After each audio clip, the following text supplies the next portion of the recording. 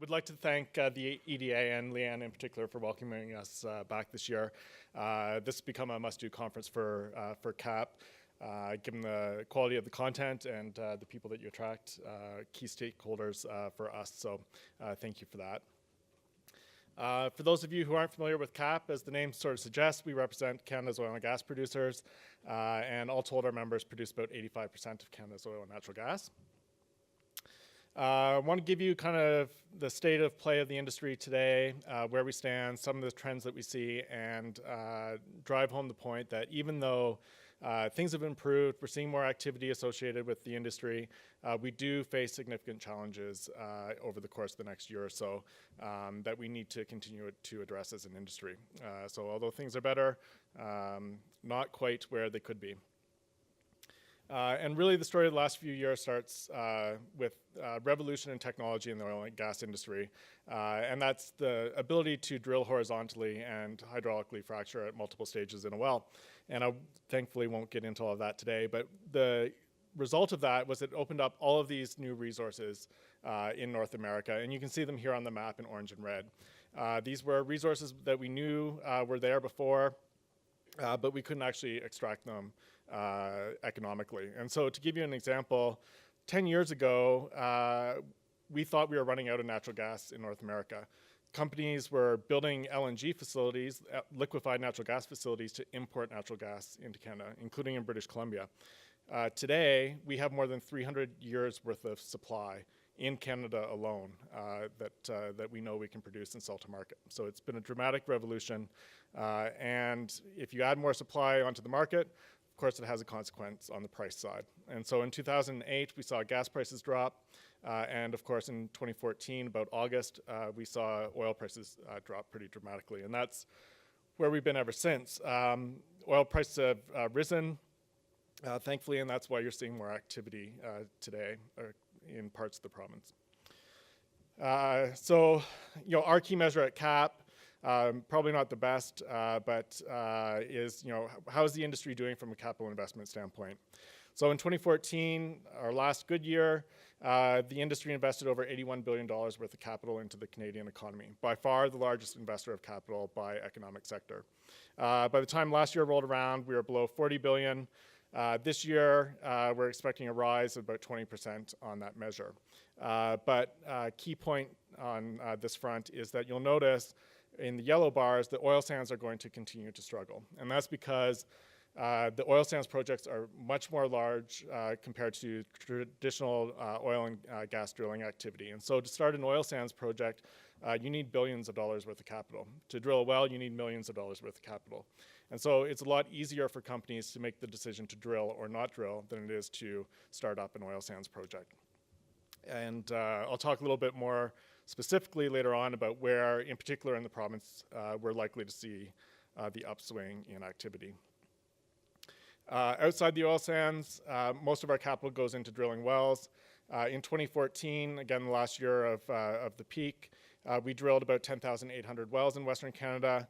Last year, we were down to just over 3,700 wells, and this year we're predicting that we'll be somewhere around 5,400 wells, which is about where we were in 2015, the first year of the downturn.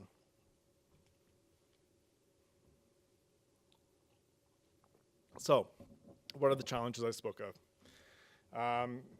First one is that we still have a lot of uncertainty when it comes to price, and we're seeing this play out really in the last week or so. And I'm not sure, I didn't see the price today, but yesterday oil closed below $48 a barrel again.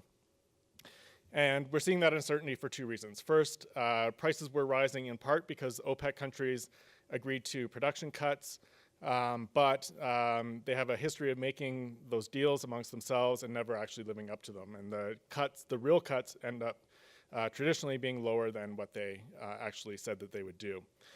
The other thing that we're seeing, and this will be a theme throughout most of the rest of my presentation, is the ability of the US shale producers in particular to turn on production very, very quickly. And so, again, I haven't seen the release today.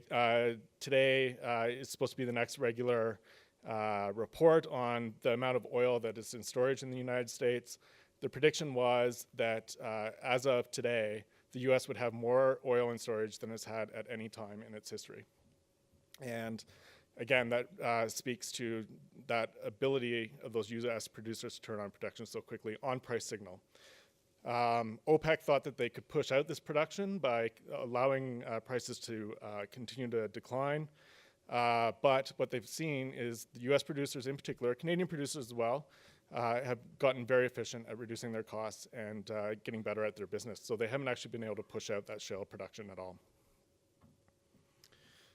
So the second major challenge that we continue to face, is if you're going to have lower prices, as we do today, you need to lower your costs. And so I have one member in particular who likes to remind me that last time oil was $100 a barrel, the oil and gas industry's average return on investment was lower than it was when oil was $40 a barrel previously.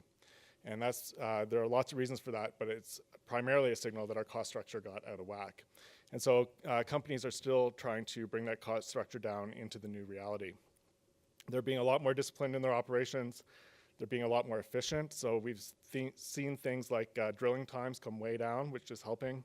And they're getting better at their production techniques. And so they're getting more production out of a well, which is helping on the cost side. The other thing, again, I'll come back to, because it's important for those of you in the room, is that producers are targeting the best resource plays around the world. And that plays out in Alberta, where we have a vast number of oil and gas basins across the province. Great variability in what those basins look like, what kind of production you get. And so we're seeing, as we return to activity levels, that activity is being concentrated in particular parts of the province.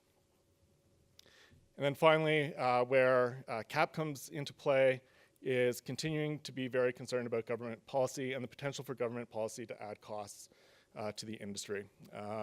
And again, I'll talk a little bit throughout about the threat from the US, but this is particularly true as we see some new challenges coming from the United States.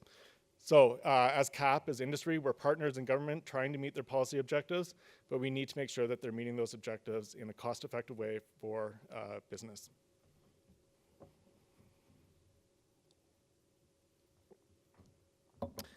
Thirdly, and this has been a long-standing issue for the industry, we continue to face significant challenges on the market front. So for natural gas, the US has been pushing out Canadian production from the eastern United States as well as eastern Canada. And so today, Ontario imports 2/3 of all of its natural gas from the United States as opposed to Western Canada. Most of that production used to come from out west.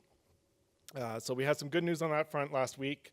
TransCanada agreed to reduce its tolling structure on the main line to help us preserve that remaining third of our natural gas market in Ontario. And at the end of the day, though, it really speaks to the need for new markets, both offshore through liquefied natural gas facilities, but also trying to develop new domestic market opportunities as well on things like value-added industries, so fertilizers, petrochemicals, that sort of thing.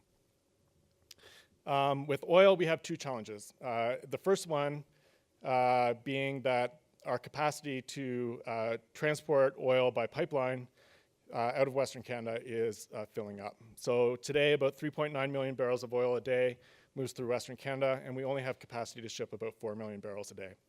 So with increasing production, at some point soon, we'll have our pipelines full, and that will create market constraints. So things like the Keystone XL pipeline continue to be important for producers to address that capacity need. But it won't address our fundamental long-term challenge, which is the need to find new markets. Because as the US is bringing on all this production, it simply doesn't make sense to rely on them as our sole customer going forward. So we really do continue to need pipelines east and west.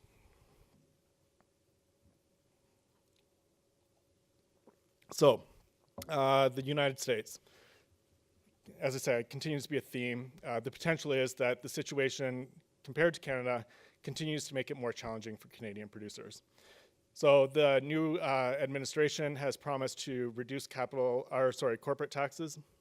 They've begun rolling back environmental regulations in the oil and gas industry in particular. They have started to withdraw from their climate change obligations that were put in place under the previous administration. And all of this has the potential to lower the cost of doing business in the United States for the oil and gas industry in particular, and has the potential to draw capital from Canadian producers down to the US. The other thing they're looking at doing is opening up federal lands to oil and gas drilling activity, which the previous administration has shut them out of. So again, adds to the potential for more supply from the US, exacerbating the price challenges that we face today. The other thing that we've seen is a move towards protectionism when it comes to trade.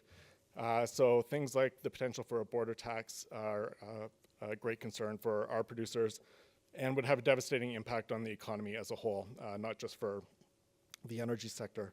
So on that front, it is good news. I think the federal government's been very engaged. The province has been engaged in Washington, and will be heading down to speak to Congress over time as well.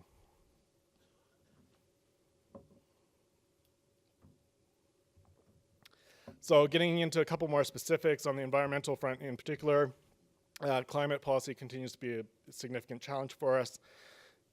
Those of you who remember chemistry, that's a chemical representation of methane. I put up methane as opposed to carbon dioxide because that's where most of the discussion is today. The province of Alberta, the province of BC, the federal government have all committed to reducing methane emissions from the upstream oil and gas industry by 45%. We think we can get there and meet that challenge, but we need to make sure that we do that, as I say, in a way that makes sense for business and doesn't add unnecessary cost. The other thing we're speaking to government about is that we need to protect our industries in Canada, not just oil and gas, from what is called carbon leakage. So if the result of climate policy in Canada is simply to shut down production here, we meet our domestic targets, but we're just shifting that production to elsewhere, probably the United States, possibly elsewhere, where they don't have climate policies. And so you're having a negative economic impact on the Canadian economy, Alberta in particular, and you're not doing anything to help reduce emissions worldwide.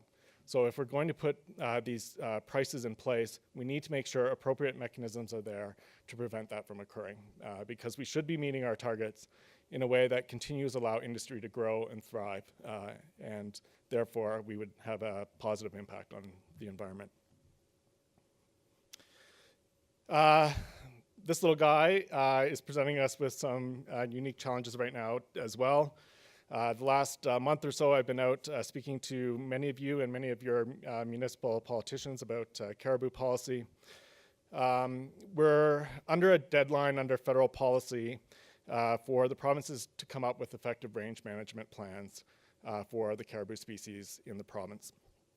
And if they aren't able to meet that federal test, unfortunately, under federal legislation, the government really only has one option, and that's to sterilize development of all kinds in caribou ranges. And so this is taking up a great deal of focus for us. If you have caribou in or near your municipalities, and we haven't been to see you, we certainly will be in the coming weeks. And why it's of concern, so again, ideal outside the oil sands region, so I've put up a map that shows where the shale production potential is in the province. But if you look at the map on the right, it shows you where the caribou herds are. They cover almost the entirety of the oil sands region and significant portions of the rest of northern Alberta. So if we aren't able to come to some sort of resolution with governments on this front, the result will likely be that all of that land will be sterilized. And so it poses a significant risk to industry. So what does it mean for us in the short term? First, we do have improved economic conditions. We're seeing increased activity levels as a result, but a lot of uncertainty remains. Secondly, not all areas of the province are going to come back equally. What we saw in the downturn is that we still had drilling activity, of course. We had 3,400 wells or so in Western Canada, but producers are focusing on the highest value resource in the province. So from a gas perspective in Alberta, really the big focus is on the Montney.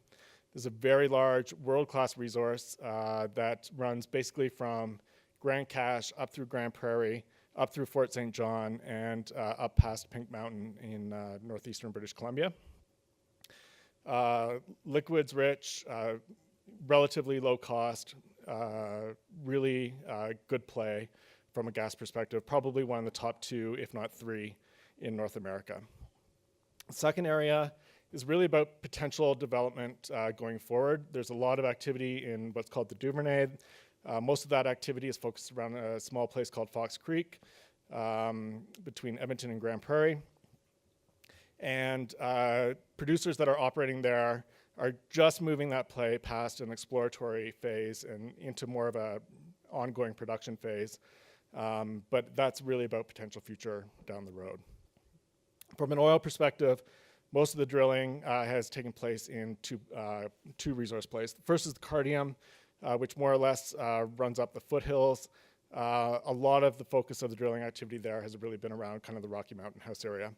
And then finally, the Viking, which is in the eastern part of the province and going into Saskatchewan. So we've seen that by far most of the drilling activity in the province has been taking place in these areas. So those communities that are in those areas are going to take advantage of the return to activity, but will continue to face challenges in other parts of the province. And so as an industry association, it kind of presents some unique challenges to us in that in parts of the province, we're going to have to continue to deal with issues from a downturn, while in other areas, we're going to have higher level activity. So we will have to continue to focus on things like abandoned wells, abandoned assets, orphan wells, and bankruptcies and that sort of thing. So those issues continue to be of importance to us as well. So just in summary, before I take questions, the real big change here over the last 3 years is that the biggest concern of the industry is no longer about finding supply. We have all kinds of supply. It's about how you operate in that environment with lower cost going forward. And so as I say, in the natural gas world in particular, we thought we were running out of gas. Now we have vast amounts of the resource in North America. We have world-class resources here in Alberta, but we face 3 challenges. We need access to the resource, we need to be competitive to attract investment, and we need access to world markets. And if we get those things, particularly access to world markets, then we need to start thinking about how do we take advantage as a Canadian industry of what we do here. So if we produce this resource more responsibly here than we do anywhere else in the world, I'd argue the case that we do that today. But if we get even better, particularly on the climate front, how do we not only reap the social benefit of that and the environmental benefit of that, but how do we start to position the industry to have Canada as a preferred supplier of energy to the world so that we can also reap the economic benefit of that? So don't have an answer to that today, but we're starting to play with that, and I think that's where we need to get to going forward.